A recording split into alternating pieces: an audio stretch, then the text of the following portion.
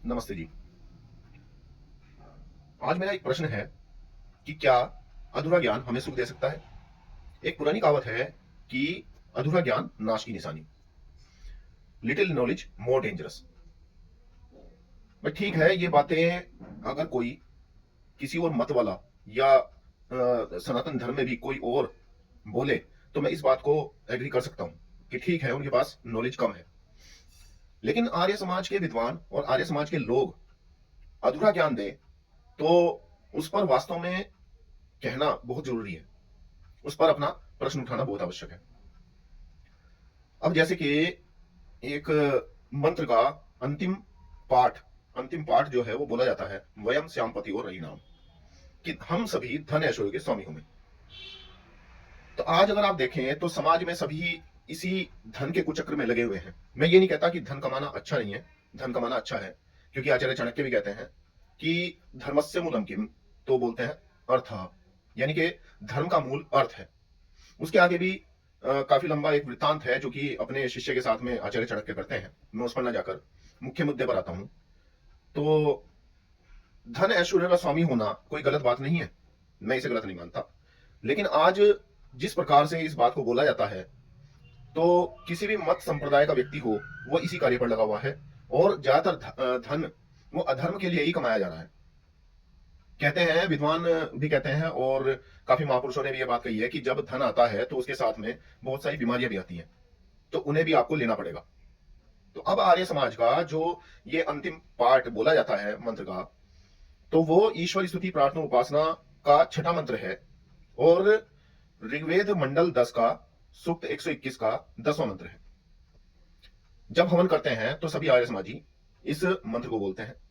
और मेरे ख्याल से शायद हो सकता है कि कुछ सनातनी भी जो हिंदू हिंदू हैं, वो भी इसे बोलते होंगे। ओम प्रजापते न त्वदेता निन्यो विश्वजातानि परिता बभूव यत्कामास्ते जुहुमस्तन्नो अस्तु वयम श्यामपतियो रयिणाम। तो इसका पूरा अर्थ जो है, वो पूरा अर्थ बताने में क्या दिक्कत है, मुझे ये नहीं समझ में आता। और मंत्र को केवल आधा ही बोला जाता है। सबसे अंतिम वाला जब अपने प्रवचन ये विद्वान लोग देते हैं या कुछ लोग देते हैं, तो वो केवल इतना ही बोलते हैं कि वयम श्यामपतियो रयिणाम। पूरा बोलने में कहा, मतलब मुझे ये नहीं समझ में आता कि क्या दिक्कत हो जाती है, पूरा क्यों नहीं बताया जाता। तो इसका अर्थ, जो पूरा पूरा अर्थ है, वो मैं अपने शब्दों में कुछ आपके सामने रखना चाहता हूं कि हे परमात्मा, आप सर्वोपरि हो। जड़ चेतन आदि जितनी भी वस्तुएं हैं, वो उन सब को आप तिरस्कार नहीं करते हो, आप सर्वोपरि हो। तो जिस जिस कामना को प्राप्त करने वाले हम लोग आपका आश्रय लेवे या वांछा करें, वांछा का अर्थ होता है इच्छा, चाहत, वांछा करें, उस पदार्थ की कामना हमारी सिद्ध होवे और हम सभी इस प्रकार से धन ऐश्वर्य के स्वामी हुए। ये इसमें अर्थ है। तो इसमें से ईश्वर को निकालकर केवल धन ऐश्वर्य का स्वामी बनने के लिए कह दिया जाता है, तो ये कहां तक ठीक रहेगा? जो मूल है, जिसने इस सृष्टि का निर्माण किया है, जो हमें धन आदि कमाने के लिए जो हमें उसने ईश्वर ने साधन दिए हैं, उसी ईश्वर का हम तिरस्कार कर देते हैं इतना सा ये मंत्र का अंतिम पाठ कहकर।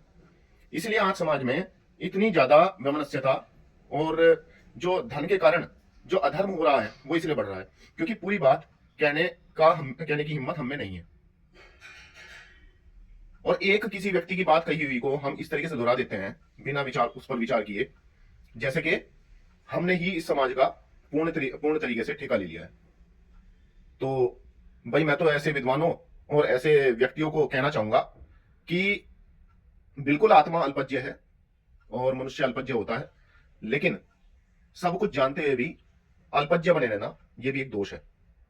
तो मैं तो समाज के सभी लोगों से कहूंगा कि वो सभी ऐसे लोगों से सतर्क रहें, ऐसे लोगों को पहचानें कि वो वास्तव में अपनी अभिलाषाएं, अपने भोग विलास को पूरा करने के लिए महापुरुषों का नाम लेकर, कि वो भी उन महापुरुषों ने कहा है, इस महापुरुष ने कहा है, ऋषि ध्यान का भी नाम लेते हैं कुछ लोग, तो उन बातों को जाने, अपने भीतर विवेक पैदा करें, ताकि उस विवेक के द्वारा आप लोगों को जान पाए कि वो वास्तव में क्या इस तरह की बातें करने के लायक हैं या नहीं है।